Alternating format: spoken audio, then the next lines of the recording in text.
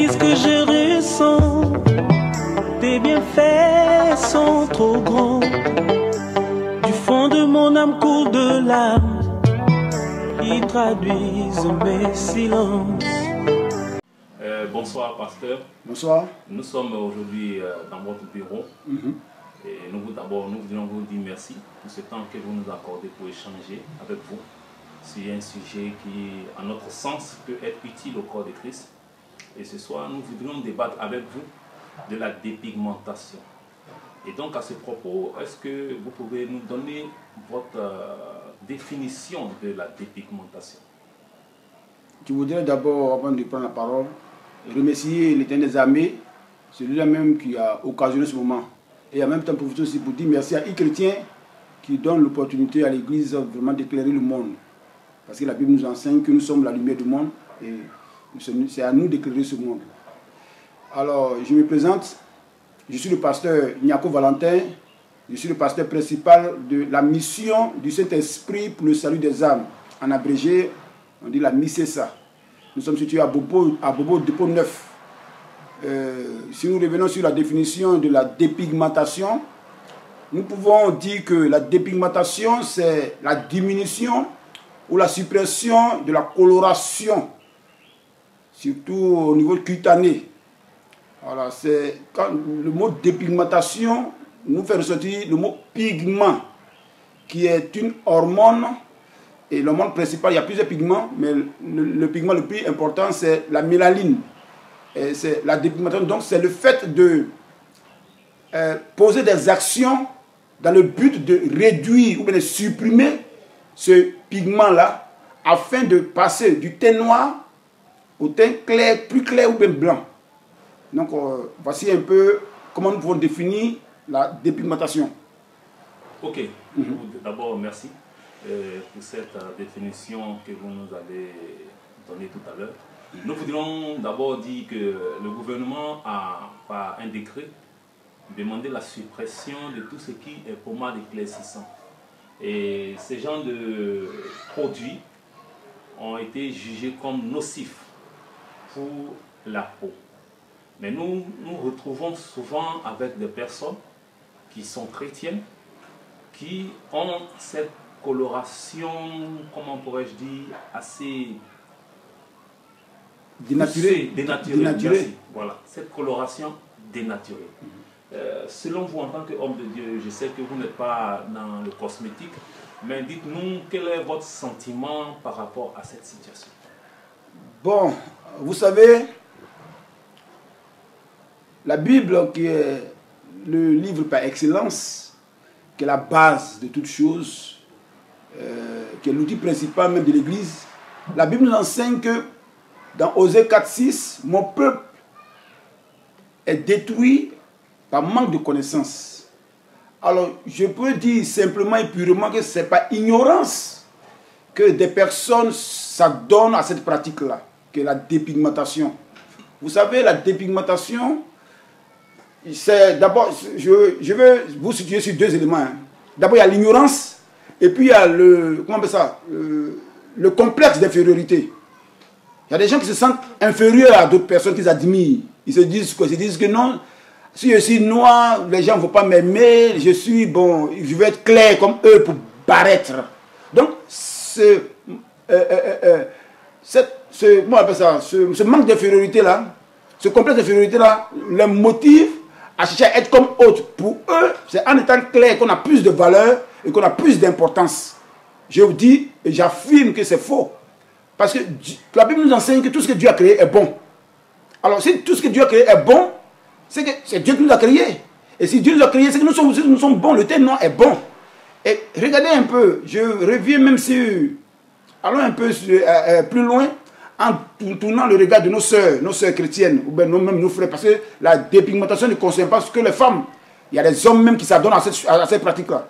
Donc je voulais attirer les personnes, ces personnes-là, leur regard sur un point important, que est-ce qu'ils n'ont jamais remarqué des Européens qui étaient en Europe pour venir épouser nos sœurs de teint noir, même plus noir que certains Africains? Alors cela devait quand même nous amener à nous poser des questions. Comment des Blancs sont attirés vers des femmes qui ont le teint noir? Ça veut dire quoi? Ça veut dire quoi? Donc cette question-là, je motive à chacun de nous de nous la poser afin de faire comprendre aux gens que être noir n'est pas une mauvaise chose. Parce que Dieu, tout ce que Dieu a créé est bon et nous devons glorifier Dieu dans sa créature. Donc c'est comment je pouvais un peu répondre à votre question. Voilà, vous avez dit que être noir n'est pas une mauvaise chose. Est-ce que vous pouvez nous donner votre sentiment en tant que mortel, en tant qu'homme, votre point de vue sur le teint noir? Que pensez-vous du teint noir? D'abord, je précise que je ne suis pas de ceux-là qui condamnent une chose et puis qui font le contraire. Donc je reviens sur la dépigmentation pour dire que si moi je dis, c'est pas moi qui le dis même, c'est la parole de Dieu qui le dit, même si la loi, le gouvernement aussi interdit cela, c'est que même les hommes, la médecine même, ne conseille pas cela. Ce n'est pas la Bible qui va conseiller aux gens de dire que ce que Dieu a créé est mauvais. Donc je voulais dire, je reviens sur votre question pour dire que mon épouse est noire. Elle a un teint ciré bien noir. Et je voudrais dire que la dépigmentation n'a rien à voir avec la propreté. Un teint noir propre est mieux vu qu'un teint dénaturé qui même dégage une odeur nauséabonde. Donc je voudrais dire que pour moi, être noir est la meilleure des choses. C'est de valoriser Dieu. Tout ce que Dieu a créé est bon. Donc nous avons pour devoir de valoriser ce que Dieu a créé. C'est en cela que nous le glorifions. Quand nous voyons la nature, nous voyons la mer, nous voyons la montagne, nous voyons les animaux, nous voyons que c'est beau à voir. Alors, nous faisons partie de la créature de Dieu, des créatures de Dieu. Alors, je pense que le teint noir est aussi bon, comme les autres teints sont bons. Le teint noir aussi est bon. Ce n'est pas à nous de dénaturer, ce n'est pas à nous de transformer. Donc ceux qui le font, ils font une mauvaise chose. Ils n'ont qu'à revenir sur la raison pour conserver le teint comme Dieu l'a créé, afin de rendre gloire à ce Dieu-là. Surtout quand ils sont chrétiens. C'est que ceux qui pratiquent la dépigmentation font de mauvaises choses. Est-ce que vous pouvez nous donner de façon plus explicite en quoi la Bible condamne-t-elle la dépigmentation? Bon, quand nous prenons la Bible, laissez-moi, je vais vous lire un verset. Prenons 1 Corinthiens chapitre 10, le verset 31 dit quoi? Il nous dit, ainsi, soit que vous mangiez, soit que vous buviez, et quoi que vous fassiez, faites tout pour la gloire de Dieu. Faites tout pour la gloire de Dieu. Un chrétien, je veux dire un chrétien normal, normalement en posant une action, doit se poser une question, une seule question. Est-ce que ce que je fais, je le fais pour rendre gloire à Dieu? Est-ce que changer mon teint noir et à le transformer en un teint qui est blanc, est-ce que je le fais pour rendre gloire à Dieu? En quoi cela glorifie Dieu? Et je pense que si nous devons considérer ce verset-là, nous devons savoir que la dépigmentation n'est pas bonne selon la parole de Dieu. Parce que tout acte que nous posons doit être pour glorifier Dieu. Donc je prends seulement juste ce verset-là pour illustrer un peu, montrer un peu que ce n'est pas bon. Et quand nous allons même dans les évangiles selon Jean, quand nous prenons le premier chapitre, le verset 1 nous dit quoi? Le verset 1 à 3 nous dit quoi? Au commencement était la parole était avec Dieu, la parole était Dieu. Elle était au commencement et tout ce qui a été fait par la parole. Alors donc, les Africains aussi ont été faits par la parole. Donc je ne comprends pas pourquoi, en nous dénaturant, c'est comme si nous voulions changer la parole de Dieu que nous représentons. Donc, tout chrétien qui s'adonne à la dépigmentation est en train de changer la parole de Dieu, est en train de détruire la créature de Dieu. Depuis quand une créature remet en cause le projet du Créateur? Depuis quand la pâte à modeler se plaint de son fabricant pour dire pourquoi tu m'as allongé, pourquoi tu m'as arrondi, pourquoi tu as allongé ici? Je pense que c'est mal fait. Alors j'interpelle toutes nos soeurs, tous nos frères qui s'adonnent à cette pratique-là, vraiment de revenir en faire un pas en arrière et de se mettre sur la droite ligne. C'est un peu ce que je pourrais dire. Dites-nous, est-ce que le fait de se dépigmenter peut avoir une influence sur sa relation avec Dieu? Oui. Vous savez, je vais vous donner un verset. Nous allons lire Galates. Nous allons lire Galates. Attire votre attention, Galates chapitre 5, le verset 24 à 25, qui dit quoi? Il dit, mais ceux qui appartiennent à Christ ont crucifié la chair avec ses passions et ses désirs. Ceux qui appartiennent à Christ ont crucifié la chair avec ses passions et ses désirs. Si nous vivons par l'esprit, marchons aussi par l'esprit. Si nous vivons par l'esprit, marchons aussi par l'esprit. Alors, vous voyez, pourquoi un être humain va vouloir changer de teint? C'est pour se faire voir. C'est pour paraître. Ça, c'est ce qu'on appelle le désir de la chair. Alors, je pense qu'un chrétien qui doit être spirituel, la Bible nous enseigne dans Jean 4, verset 4 que Dieu est esprit. Et il faut que ceux qui l'adorent en esprit et en vérité. Alors, si Dieu est esprit, que nous devons l'adorer en esprit et en vérité, nous devons être francs avec nous-mêmes. Dans notre relation, dans notre marche chrétienne, nous avons deux relations importantes qui en découlent. La relation verticale et la relation horizontale. Dans la relation horizontale, par exemple, c'est la relation qui existe entre les hommes et entre les hommes. Alors, ce que je fais influence mon frère qui est devant moi. Or, je devais poser des actes pour le motiver à mieux adorer Dieu. Alors, vous voyez un peu dans l'église, si chaque femme, chaque personne cherche à se dénaturer, vous voyez un peu l'impact que ça a donné sur nos enfants. Quelle éducation que nous laissons à nos enfants. De remettre en cause ce que Dieu a créé, c'est mal faire. Et quelle est la considération que nous avons, nous accordons à Dieu qui nous oriente vers la relation verticale? Quelle est cette considération en mettant en cause ce que Dieu a créé? La Bible nous enseigne que tout ce que Dieu a créé est bon. Et quand nous dépigmentons, ça veut dire que nous ne croyons plus trop en ce Dieu-là. Nous n'avons plus trop de confiance en ce Dieu-là qui a fait des choses pas comme nous on les souhaitait. Or, nous savons tous ici que Dieu est bon. Et il n'y a que de bonté en lui.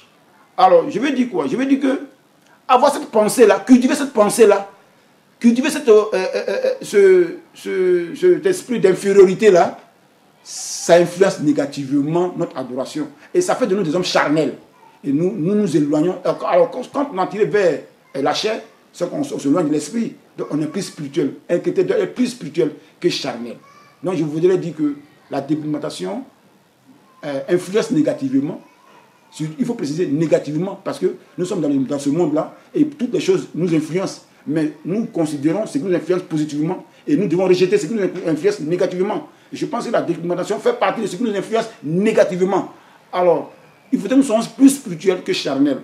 Nous ne perdons pas le temps en entretenant notre peau qui va demain pourrir dans la tombe. Or, Dieu met l'accent sur notre âme, met l'accent sur notre esprit qui veut sauver. Je crois que tout chrétien doit se donner à nourrir plus son côté spirituel que son côté charnel. Mais les gens disent que Dieu ne regarde pas l'apparence, il regarde au cœur. Même si mon teint a légèrement évolué vers celui qui est un peu plus clair, cela ne fait en rien à moi quelqu'un qui est loin de Dieu parce que je prophétise. J'impose des mains, les gens sont guéris, et Dieu m'exauce. Hein?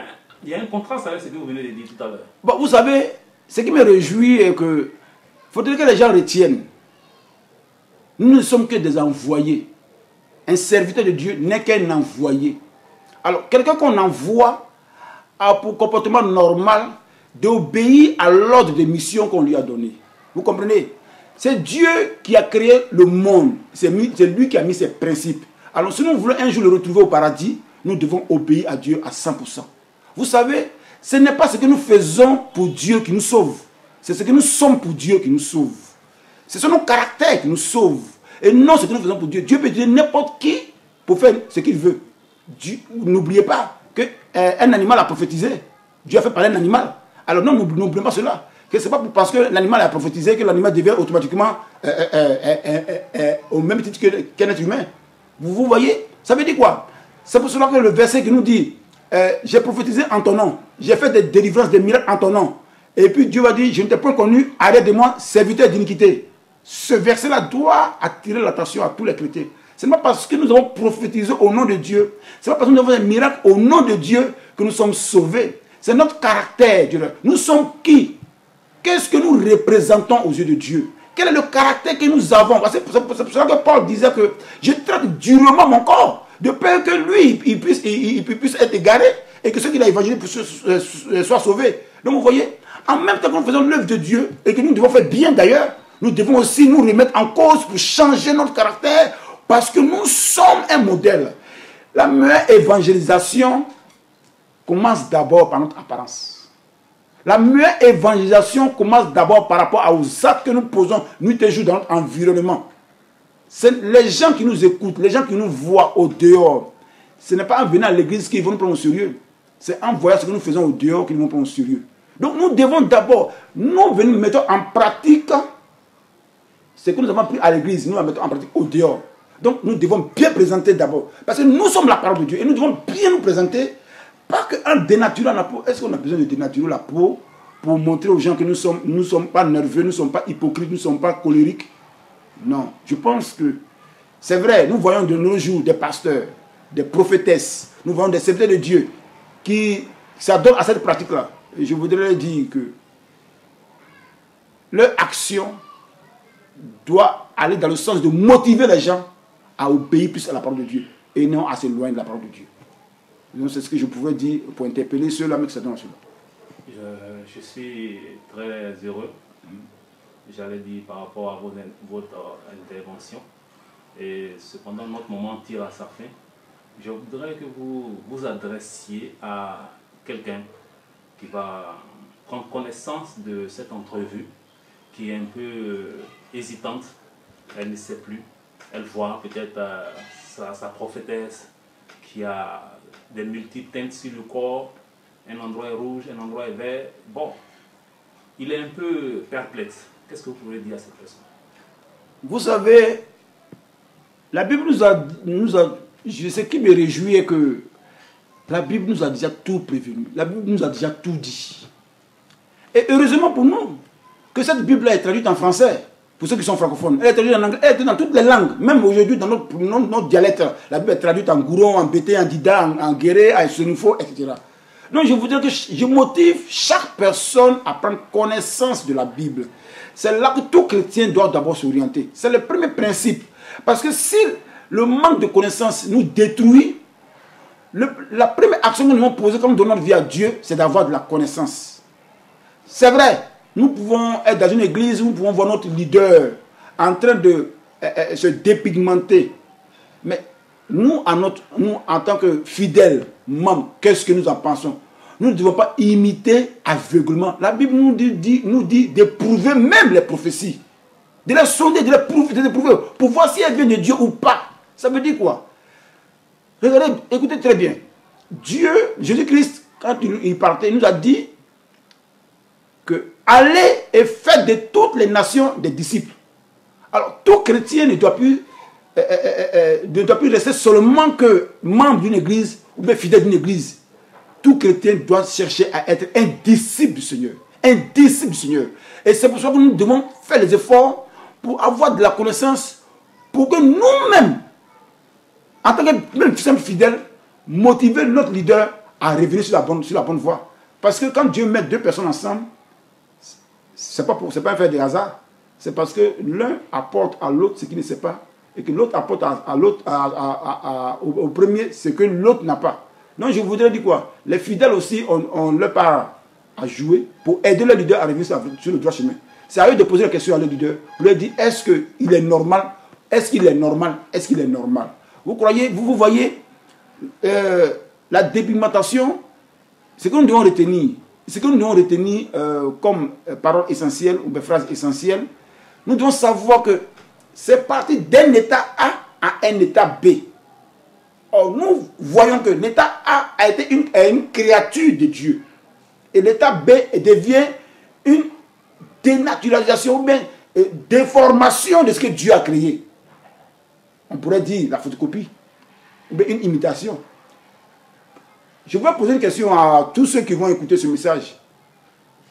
Vous allez préférer une photocopie par rapport à l'original? Non.